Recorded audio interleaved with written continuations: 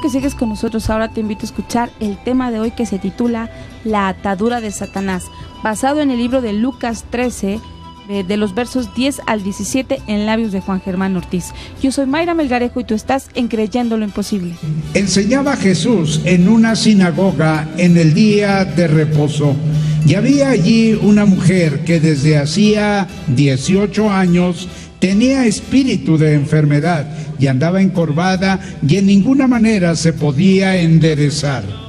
Cuando Jesús la vio, la llamó y le dijo: mujer, eres libre de tu enfermedad. Y puso las manos sobre ella, y ella se enderezó luego y glorificaba a Dios. Pero el principal de la sinagoga, enojado, sanado en el día de reposo, dijo a la gente: 6 días hay en que se debe trabajar en estos, pues venid y sed sanados, y no en día de reposo. Entonces el Señor le respondió y dijo: hipócrita, cada uno de vosotros no desata en el día de reposo su buey o su asno del pesebre y lo lleva a beber. Y a esta hija de Abraham, que Satanás había atado 18 años, ¿no se le debía desatar de esta ligadura en el día de reposo? Al decir él estas cosas, se avergonzaban todos sus adversarios, pero todo el pueblo se regocijaba por todas las cosas gloriosas hechas por él. Es sábado, Jesús está enseñando en una sinagoga. Allí entre la concurrencia está presente una mujer. La verdad es que no sabemos mucho acerca de ella. Su nombre, es más, lo desconocemos.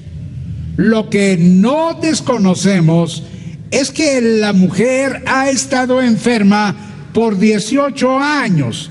Su aspecto es por demás impresionante. El diablo ha atado a esta mujer mediante una enfermedad. Déjeme decirle algo. Hoy en día hay gente que se encuentra atada por Satanás. Gente que quiere ir hacia adelante y siente que algo le detiene. Gente que quiere subir y algo le baja. Gente que sencillamente quiere caminar y algo le hace tropezar. La verdad es que hay gente que siente, reconoce que está en medio de una atadura de parte de Satanás. Por eso, en relación de la atadura de Satanás, enseñada en este pasaje, yo quiero que me permitan hacerle al pasaje algunas preguntas. Por ejemplo, la primera: ¿quién necesita ser liberada de la atadura de Satanás? Y aquí tengo 3 respuestas que veo en el pasaje. Síganme, por favor. La primera: la gente necesitada. Obviamente hay gente necesitada que necesita ser liberada de su atadura. Fíjense lo que dice: había allí en la sinagoga una mujer que desde hacía 18 años tenía espíritu de enfermedad. Hoy, cuando abrimos los ojos, ¿qué vemos? Bueno, vemos aflicción, gente que sufre por diferentes causas, por diferentes motivos. Es más, en Job capítulo 5, verso 7, encontramos que el hombre nace para la aflicción. Hay gente que se siente fracasada. Por ejemplo, cuando vamos a las primeras páginas de la Biblia, vamos a encontrar a un hombre, a una mujer, que de aspirantes a dioses van a terminar desnudos espirituales. Y hay gente que está enferma, que el cuerpo le duele, que hay algo que le daña. Tan es así que Jesús realiza 26 sanidades individuales. ¿Por qué? Porque también en el tiempo de Jesús había gente enferma.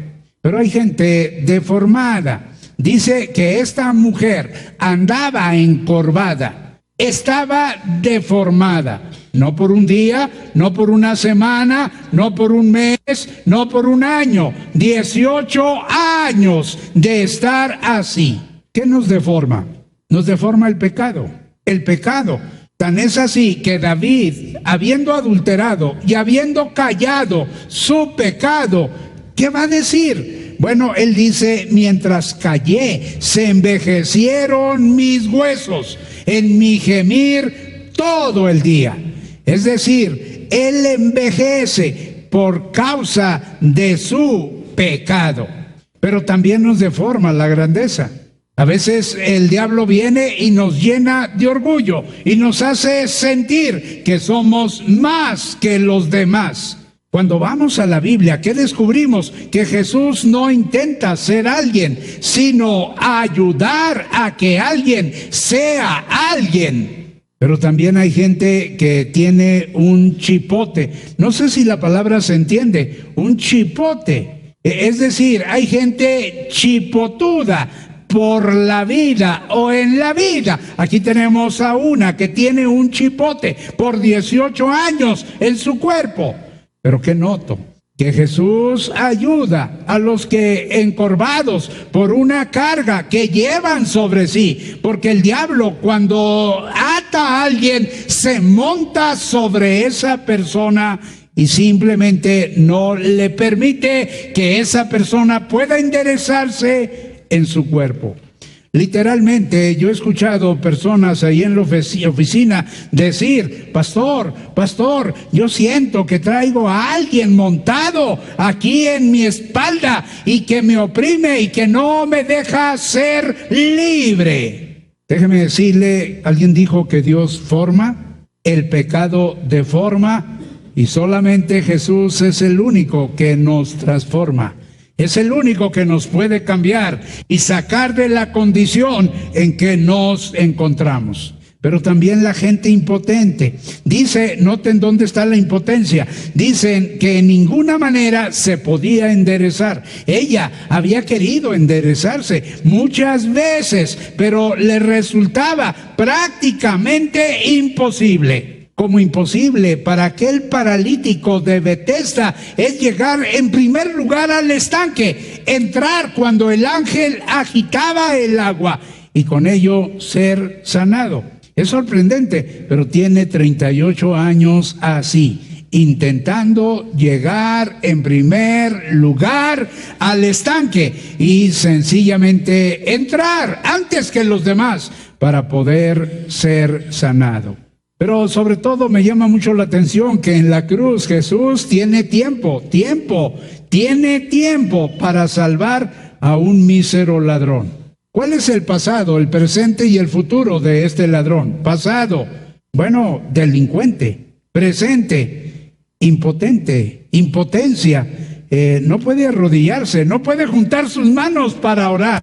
Está atado a una cruz, más que atado, clavado. Pero también su futuro. ¿Cuál es su futuro? La muerte. Solamente le esperaba la muerte. Sin embargo, Jesús es capaz de cambiar la muerte en vida. Cuando Jesús a este mísero ladrón le regala, ¿qué? El paraíso. ¿Por qué? Porque cuando el ladrón le va a decir a Jesús, acuérdate de mí, cuando vengas en tu reino, Jesús le va a decir, hoy estarás conmigo en el paraíso. Y ese ladrón, ese día, ascendió con Jesús espiritualmente, obviamente, al lugar donde sencillamente era el paraíso. La segunda pregunta, ¿cómo Jesús libera de la atadura de Satanás? ¿Cómo? Y hay tres cosas que el pasaje nos dice. En primer lugar, Jesús ve a la gente. Yo no sé si usted siente que Jesús lo ve, pero sienta o no sienta, lo cierto es que Jesús lo ve. Dice aquí que Jesús la vio. ¿A quién? A aquella mujer encorvada. La vio. Déjeme decirle que el pecado en Lucas 16, del 20 y 21, por ahí, se nos habla de un rico que comía todos los días, vivía para comer. Hay gente que vive para comer. Bueno, este era uno de esos. Dicen algunos comentaristas que tomaba una rebanada de pan y entonces no le gustaba la grasa en sus uñas y entonces se limpiaba con pan la grasa y lo botaba. Y en la puerta de este hombre vivía un Lázaro, vivía un mendigo. Y entonces ese mendigo comía de las migajas que caían de la mesa del rico. Déjeme decirle que el pecado de este rico, porque este rico va a ir al tormento, ahí en el Hades, a un lugar de tormento, es que aceptó a Lázaro como parte de su panorama. ¿Qué quiere decir eso? Que se acostumbró tanto a Lázaro verlo como mendigo allí a la puerta de su casa, que simplemente llegó el momento en que ya no lo vio. Ya no lo vio. Yo quiero decirle que el padre, por ejemplo, ve al pródigo cuando regresa. Y yo quiero decirle que Jesús ve a la gente, nos ve a nosotros como ovejas sin pastor, como ovejas en riesgo, en peligro, nos ve en una situación difícil. Pero lo más importante es que Jesús te ve hoy y te ve no como víctima, sino te ve como vencedor. Es más, Jesús no quiere que aunque seas víctima de alguna situación injusta, te declares víctima, sino que te declares en Jesús más que vencedor.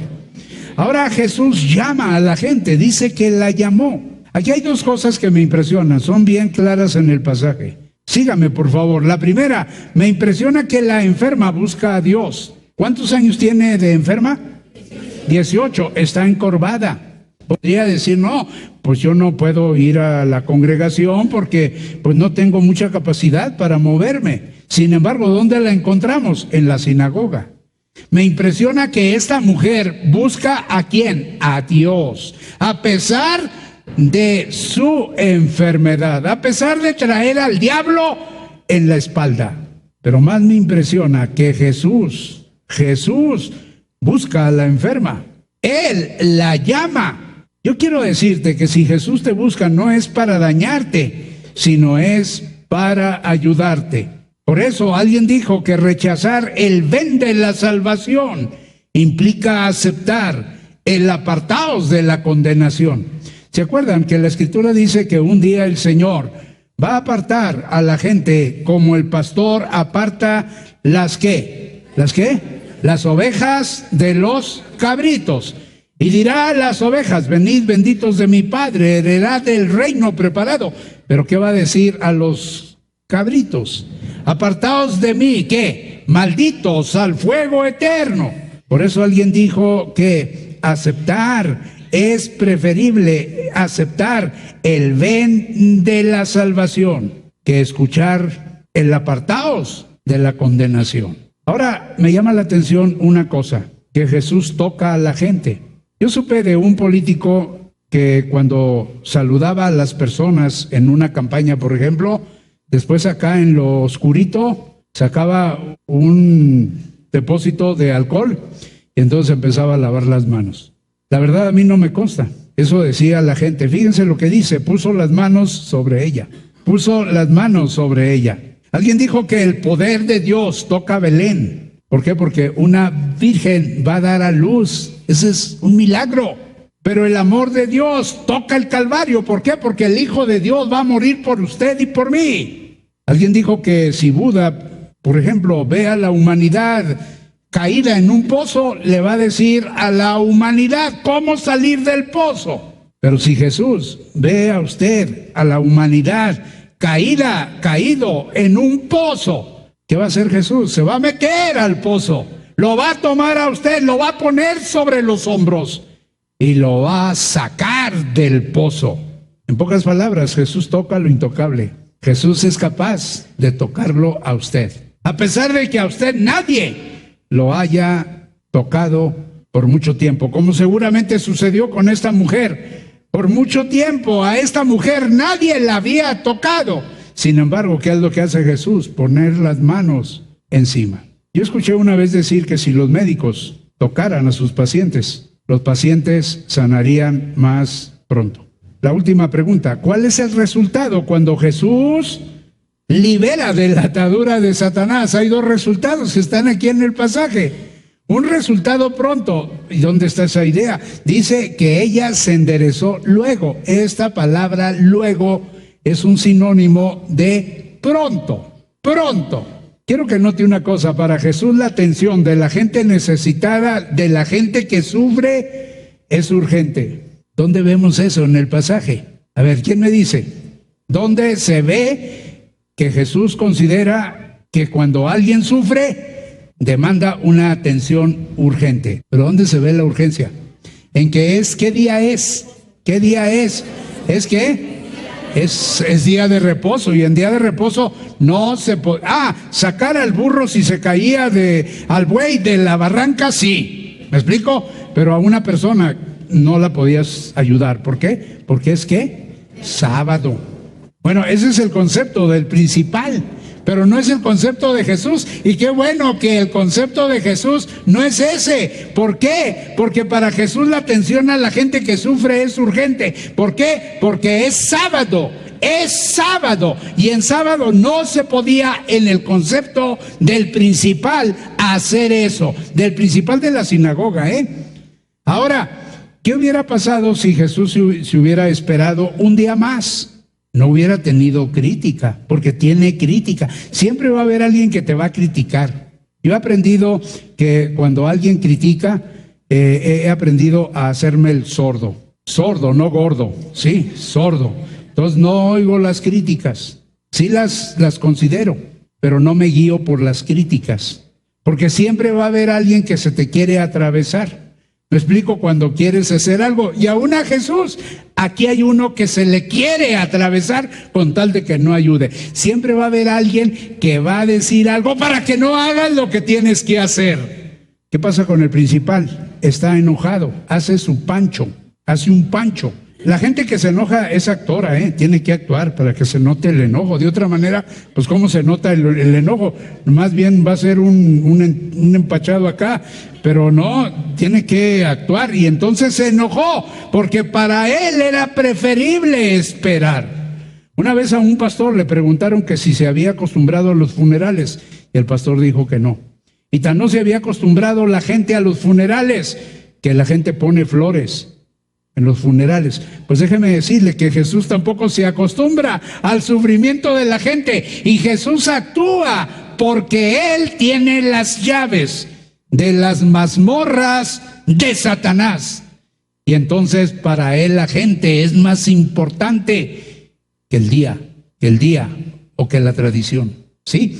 Pero también un resultado poderoso. Dice que glorificaba a Dios. ¿Quién? La mujer glorificaba a Dios. ¿Cómo vino esta mujer a la sinagoga? Llena de tristeza, vino encorvada, cargando a Satanás, imposibilitada por una atadura. Sin embargo, ¿cómo regresó a su casa? Llena de gozo.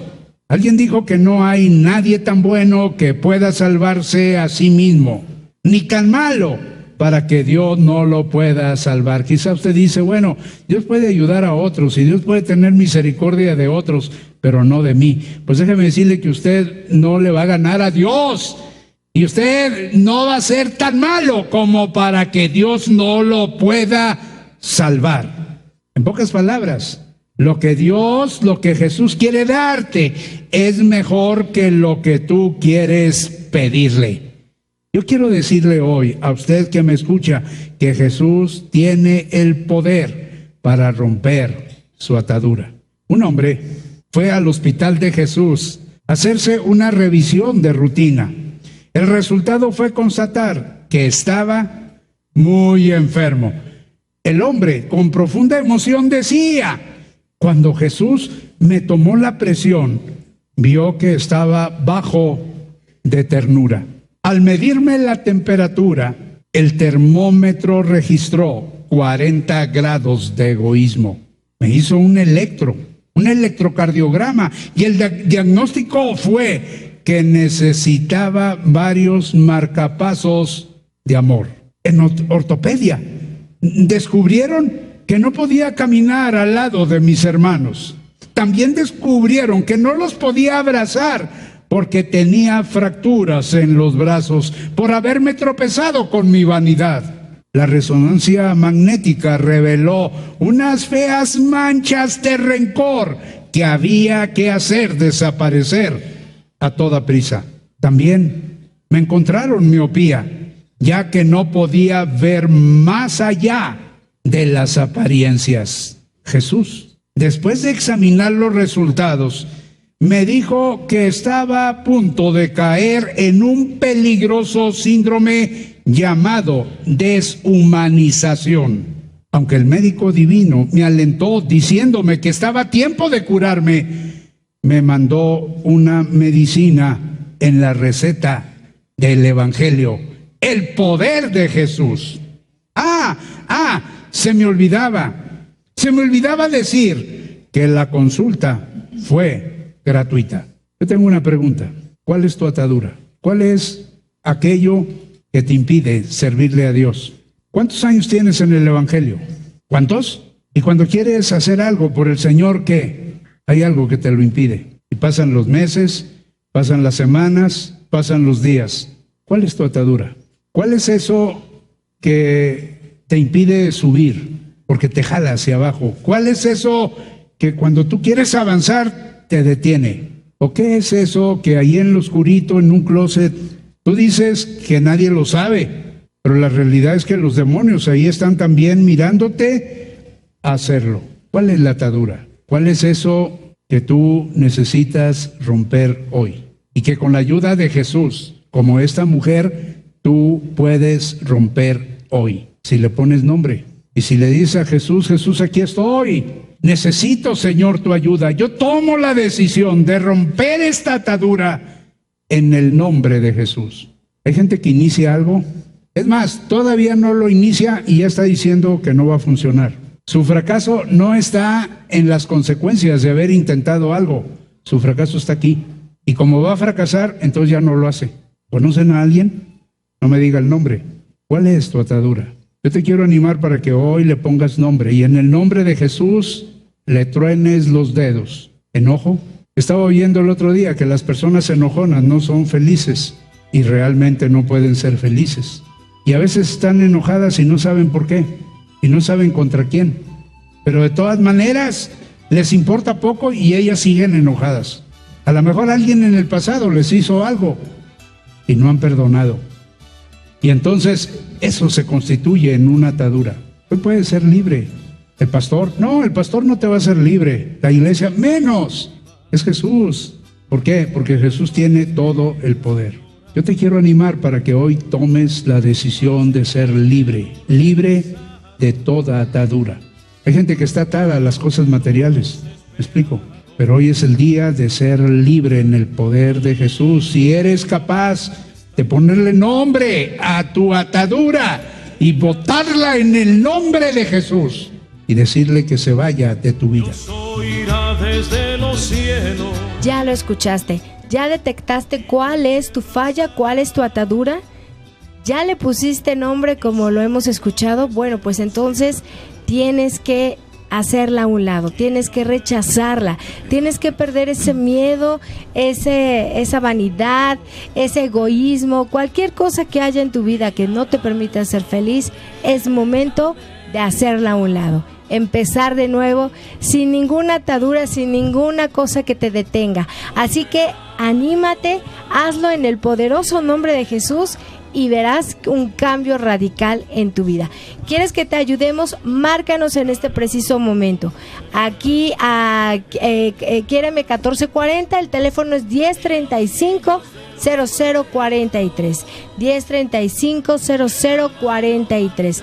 Pero también queremos que nos marques a nuestras oficinas de Creyendo lo Imposible, ya sea en este momento o a lo largo de la semana, al 5566 1876 5566 9163. Inclusive si tú sientes que necesitas hablar con alguien más, háblanos, este es el momento. Sigue aquí con nosotros en tu programa Creyendo lo Imposible.